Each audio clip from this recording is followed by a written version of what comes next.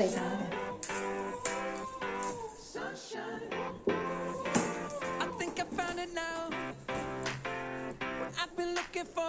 എങ്ങനെയുണ്ട്? ഇത് അമ്മയുടെ ഫ്രണ്ട് ഹാജി ചേച്ചി കേക്കാണ്. എങ്ങനെയുണ്ട്? അടിപൊളി. ദൈവമേ, ആ സൂപ്പർ. എനിക്ക് വയ്യ. ടീച്ചർ അമ്മ. യെസ്.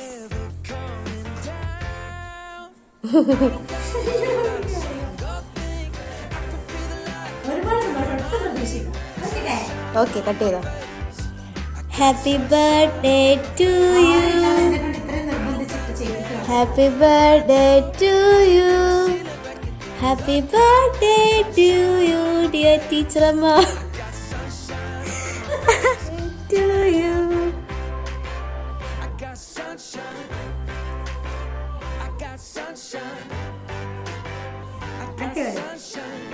കഴിക്ക് അമ്മ കഴിച്ചിട്ട് പറയും. ഞാൻ തന്നെ കഴിക്കുന്ന ആദ്യ സമയം ഇഷ്ടമായോ?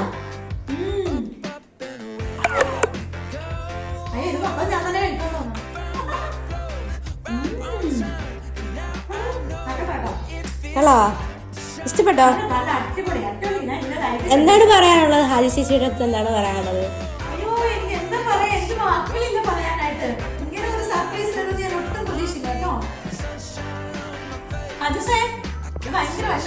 സർപ്രൈസ് ആയിക്കോട്ടോ.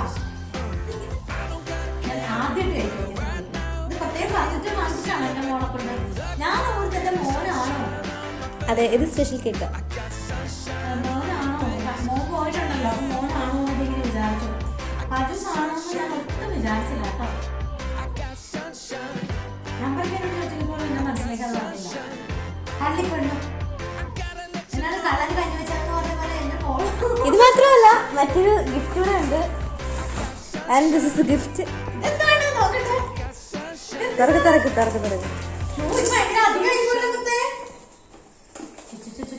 ഞാൻ എങ്ങനെ പൊട്ടിക്കാ? ഗിഫ്റ്റ് പൊട്ടിക്കൂ കാണട്ടെ.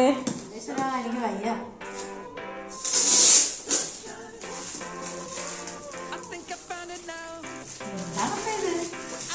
വല്ലാത്ത സർപ്രൈസ് ആയിക്കോട്ടാ. ഞെട്ടിച്ചു. ഭഗവാനെ, ഇഷ്ടപ്പെട്ടാ? ഇഷ്ടപ്പെട്ട വൈറ്റ്. അത് ഹാജി ചേച്ചിക്ക് അറിയാം. ഹാജി ചേച്ചി പറഞ്ഞു ഒരുപാട് ഇഷ്ടപ്പെട്ടു കേട്ടോ. ഒരുപാട് വൈറ്റ്. ഇതെനിക്കും കാരണം എനിക്ക് തോന്നുന്നു എന്റെ പിറന്നാള് ഇതുപോലൊരു പിറന്നാൾ ഞാൻ ആഘോഷിച്ചിട്ടില്ല എന്ന് വേണം പറയാൻ. കാരണം അതിന്റെ മെയിൻ കാരണം സ്മിതയാണെന്ന് രാവിലെ എനിക്ക് വിഷസ് പറഞ്ഞത്. പക്ഷെ ഞാൻ എന്റെ ആ കുറച്ച് ടെൻഷനുമായിട്ട് ഇങ്ങനെ ഇരുന്നതുകൊണ്ട് ഞാൻ അതൊന്നും ഓർത്തില്ലെന്നുള്ളതാണ് വാസ്തവം. കാരണം 15 ഇവിടെ ആണെങ്കിൽ നാളെ എന്റെ ഹസ്ബൻഡാണെങ്കിൽ നാളാണ് ഇഷ്ടം. പക്ഷെ എന്റെ പിള്ളേർക്ക് ഡേറ്റ് ആണ് ഇഷ്ടം.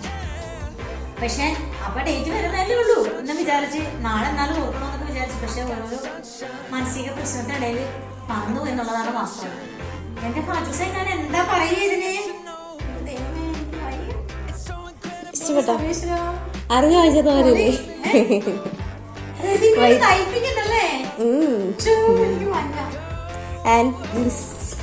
ഇതാണ് ബർത്ത്ഡേ ഗിഫ്റ്റ് ഒക്കെ. അടിപൊളിയായിട്ടുണ്ട്. ഇനി എന്ത് പറയാനാ? ഒന്നുമില്ല, വാക്കുകളില്ല പറയാനായിട്ട്. എനിക്ക് ഒരുപാട് റൊമ്പ താങ്ക് യു. ഓക്കെ.